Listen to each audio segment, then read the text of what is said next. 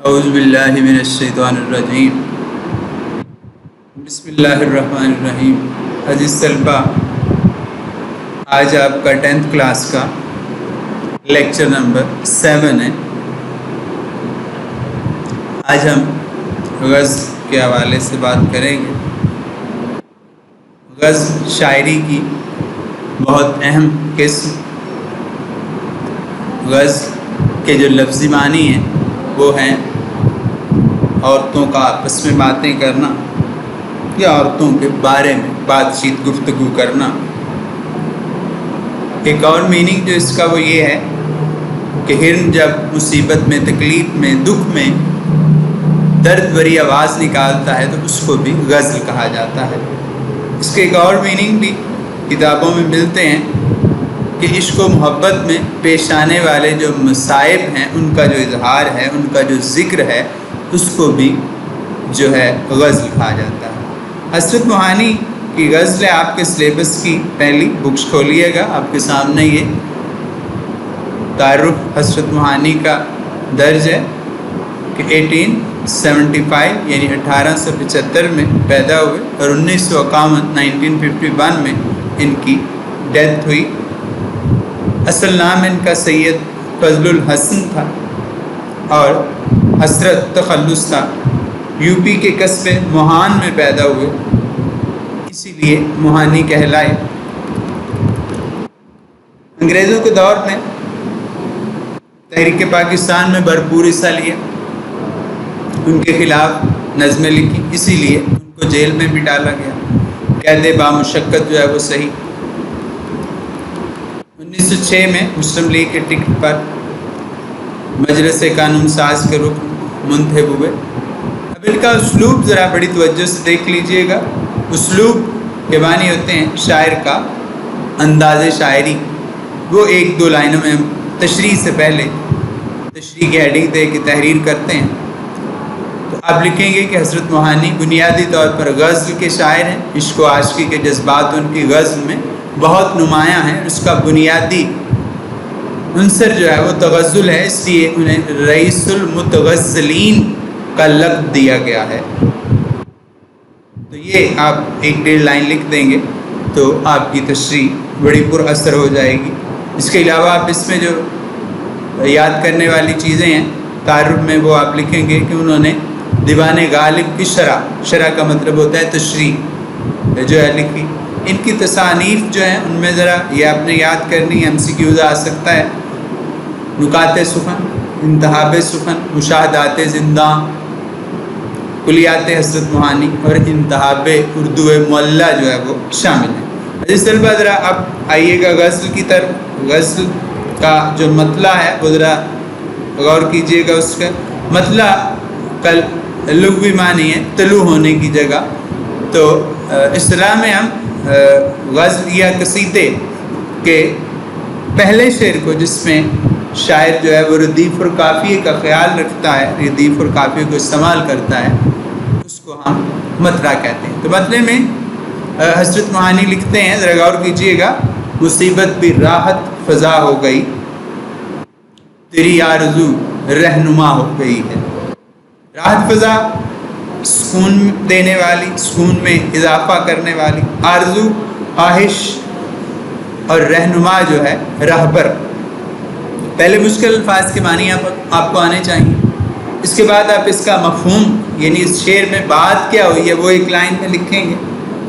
تو مفہوم میں آپ لکھیں گے کہ اے میرے محبوب، تجھے پانے کی جو خواہش ہے اس میں ہر مصیبت جو ہے وہ میرے لیے سکون دینے والی بن گئی ہے، میرے لیے راحت فضا ہو گئی۔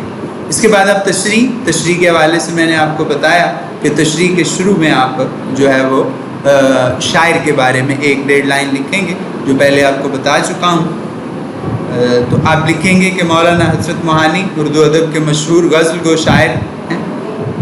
عشق حقیقی اور عشق مجازی اور غم دوراں اور غم جانا ان کی شاعری کے بنیادی موضوعات ہیں، اور انہوں نے اس میں جو تلخیوں کا مظاہرہ کیا اس کا اظہار کرتے ہیں۔ اس کے بعد آپ لکھیں گے اس شعر میں شاعر کہتے ہیں کہ جو راہ وفا ہے، اب اب یہ راہ وفا ظاہر ہے دو طرح کی ہوتی ہے، ایک عشق مجازی ہے، ایک عشق حقیقی ہے۔ تو اس شعر میں دونوں قسم کی جو راہ وفا ہے، جو محبت ہے، اس کا ذکر ہوگا۔ اگر ہم اس کے حقیقی کو دیکھیں تو شاید اللہ تعالیٰ سے مخاطب ہو کر کہتے ہیں کہ اے میرے مولا، تجھے پانے کی، تجھے چاہنے کی تیری جو خواہش ہے وہ جب سے میری رہنما ہوئی ہے، میرے لیے جو اس راستے میں آنے والی مصیبتیں ہیں وہ بھی فخر کا باعث ہے، وہ سکون کا باعث ہے، کیونکہ اللہ کے قرب کی جو خواہش ہے جب انسان کرتا ہے تو اللہ تعالیٰ اس کو تھوڑا بہت آزماتا تو ہے، چھوٹی موٹی آزمائشیں ہوتی ہیں۔ تو شاعر کہہ رہے ہیں کہ یا میرے مولا، اس راستے میں جو تکالیف آئی ہیں، جو مصیبتیں آئیں ہیں، وہ میرے لیے کوئی مصیبت نہیں ہے، بلکہ وہ میرے لیے سکون کا باعث ہے۔ یہ پریشانیاں جو ہیں میری راحت کا باعث ہیں، تو اس لیے میں ان سے پریشان نہیں ہوں، کیونکہ اس سے ہو یہ رہا ہے کہ تیرا قرب مجھے حاصل ہو رہا ہے۔ اب اگر ہم عشق مجازی کو دیکھیں تو اس میں بھی شاعر کا جو مطبع نظر ہے وہ محبوب کی محبت و الفت ہے، تو وہ اپنے محبوب سے کہہ رہا ہے کہ اے میرے محبوب، تیرے عشق میں، تیری چاہت میں، تیری محبت میں، تیری آرزو میں، تیری خواہش میں جو بھی تکالیف آ رہی ہیں وہ میرے لیے سکون کا باعث ہے۔ ظاہر ہے جب محبوب کا پیار کسی کے دل میں جاگا ہو تو اس دوران جو مصیبت اور دکھ ہے یا کڑا وقت جو ہے وہ بھی انسان کو قطعاً تکلیف نہیں دیتا۔ یوں کس طرح کٹے گا کڑی دھوپ کا سفر، ناصر کاظمی کہتے ہیں یوں کس طرح کٹے گا کڑی دھوپ کا سفر، سر پر خیال یار کی چادر ہی لے چلے۔ عزیز طلبہ دوسرا شعر دیکھیے گا، اس شعر میں شاعر جو ہیں کہتے ہیں یہ وہ راستہ ہے دیار وفا کا، یعنی دیار وفا سے مراد ہے محبت کی بستی، محبت کی گلی، جہاں باد سرسر، باد سرسر، باد کہتے ہیں ہوا کو، تو باد سرسر گرم تیز ہوا، صبا، صبا کہتے ہیں صبح کی ٹھنڈی ہوا۔ اس کا مفہوم اوپر والے شعر سے ملتا جلتا ہے، اس میں بھی حقیقی اور مجازی دونوں معنی پائے جاتے ہیں۔ مفہوم میں ہم لکھیں گے کہ راہ وفا میں جو مصائب یا جو گرم ہوائیں ہیں وہ صبح کی ٹھنڈی ہوا کی طرح محسوس ہوتی ہیں اور مصیبت خوشی میں تبدیل ہو جاتی ہے۔ تشریح میں آپ پہلے اسلوب تحریر کریں گے، بار بار اب نہیں اس کا ذکر کروں گا۔ اس کے بعد آپ لکھیں گے اس شعر میں شاعر جو ہے عشق حقیقی کا ذکر کر رہے ہیں۔ اصل میں شاعر جو ہیں وہ عشق حقیقی کے ساتھ ساتھ حب وطن کی ترغیب بھی دے رہے ہیں، کیونکہ انہوں نے وطن کی محبت کے لیے بھی بہت سے مصائب کا سامنا کیا۔ ان اشعار میں اس کا بھی جو ہے وہ پرتو موجود ہے۔ تو شاعر کہتے ہیں کہ یہ جو وفا کا رستہ ہے، محبت کا رستہ ہے، چاہت کا رستہ ہے، کسی کو پانے کا رستہ ہے، اس راستے میں، اس گلی میں جہاں اگر انسان کو باد سرسر سے مراد ہے مشکلات، تکالیف، وہ محسوس نہیں ہوتی، کیونکہ انسان جب کسی کام کی ٹھان لیتا ہے تو پھر وہ یہ نہیں سوچتا کہ یہاں پہ کیا ہوگا، دکھ تکالیف اپنے ذہن میں رکھ کے وہ چلتا ہے، تو یہ مصیبتیں جو ہیں وہ بھی اس کو قطعاً بری نہیں لگتی، بلکہ وہ اس کے لیے سکون کا باعث ہوتی ہے۔ حسرت موہانی نے حب وطن کے لیے قید و بند کی صعوبتیں جو ہیں وہ برداشت کی، جیل میں چکی تک پیسی، کیونکہ مقصد بہت اعلیٰ و عرفہ تھا۔ اس لیے شاعر کہہ رہے ہیں کہ یہ جو محبوب کو پانے کا، یہاں پہ محبوب وطن بھی ہو سکتا ہے، کیونکہ وطن سے محبت بھی جو ہے وہ عشق مجازی میں آتی ہے۔ اور اگر ہم عام محبت کا ذکر کریں جو کہ ایک ہماری اردو اور فارسی شاعری کا خاصہ ہے، اس میں بھی شاعر یہ کہہ رہے ہیں کہ اے میرے محبوب، تجھے پانے کی جو خواہش ہے کہ یہ جو رستہ ہے اس میں تکلیفیں سختیاں جو ہیں وہ میرے لیے سکون کا باعث ہیں، کوئی دکھ اور غمی کا باعث نہیں۔ عزیز طلبہ تیسرا شعر جو دیکھیے گا اس غزل کا، میں درماندہ اس بارگاہ عطا، درماندہ بچھڑا ہوا تھکا ہوا بارگاہ عطا کا، بارگاہ عطا سے مراد ہے اللہ کا دربار جہاں سے کچھ ملتا ہے۔ گناہگار ہوں ایک خطا ہو گئی ہے، خطا غلطی ہو گئی۔ اس کا مفہوم دیکھ لیجئے گا کہ میں بارگاہ عطا یعنی اللہ تعالیٰ کی بارگاہ کا ایک گناہگار سا بندہ ہوں، مجھ سے غلطی ہو گئی ہے اور اب میں معافی کا طلبگار ہوں۔ عزیز طلبہ اس شعر میں اصل میں شاعر جو ہیں وہ احساس ندامت کا اظہار کر رہے ہیں، وہ اللہ کی بارگاہ سے معافی کے طلبگار ہیں، کیونکہ سب نعمتیں اللہ کے حضور سے عطا ہوتی ہیں۔ انسان اپنا مقصد تخلیق بھول جاتا ہے اور من مانیاں کرتا ہے، پھر جب اسے ہوش آتی ہے تو ندامت کا اظہار کرتا ہے، تو شاعر سے بھی گناہ ہو گیا ہے، تو وہ اللہ کی بارگاہ سے جو ہے وہ معافی طلب کر رہے ہیں۔ اصل میں اس شعر میں اس واقعے کی طرف بھی اشارہ ہے جس میں حضرت آدم علیہ السلام سے غلطی سرزد ہوئی اور پھر اللہ نے ان کو خلد سے نکال دیا، تو اس واقعے کی طرف بھی پھر اللہ سے انہوں نے معافی مانگی اور اللہ نے پھر ان کو جو ہے وہ معاف کر دیا۔ تو عزیز طلبہ قرآن پاک میں بھی ہے کہ بے شک اللہ بخشنے والا مہربان ہے، تو ہمیں اللہ سے ہر وقت ڈرنا چاہیے، اللہ سے معافی طلب کرنی چاہیے۔ اگر کوئی گناہ ہو جائے تو اللہ کی ذات بڑی غفور الرحیم ہے، تو شاعر بھی اپنے گناہوں کی معافی مانگ رہے ہیں کہ یا اللہ مجھے معاف فرما دے، مجھ سے غلطی ہو گئی ہے، تیری جو ذات ہے وہ بڑی اعلیٰ و عرفہ ہے اور معاف کرنے والی۔ اگلا شعر دیکھیے گا عزیز طلبہ، تیرے رتبہ دان محبت کی حالت تیرے شوق میں کیا سے کیا ہو گئی ہے۔ رتبہ دان محبت سے مراد ہے محبت کا بلند مقام جاننے والا۔ اس کا مفہوم دیکھیے گا کہ تیری محبت میں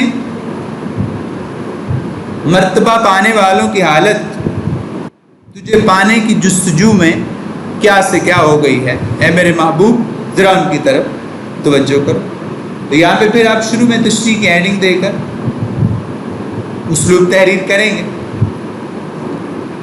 اس تشریح طلب شعر میں شاعر اپنے لامحدود عشق کا تذکرہ کر رہے ہیں کہ اے رب دو جہاں، جہاں تیری رضا خوشنودی کے حصول کے لیے تیرے احکامات بجا لایا، صراط مستقیم پر چلتے ہوئے طرح طرح کی مصیبتیں میں نے برداشت کی، تجھے پانے کی جستجو میں میری حالت جو ہے وہ بڑی خراب ہو گئی ہے، زندگی کے سارے عوامل جو ہیں وہ درہم برہم ہو گئے ہیں، ان کی کوئی ترتیب باقی نہیں رہی ہے۔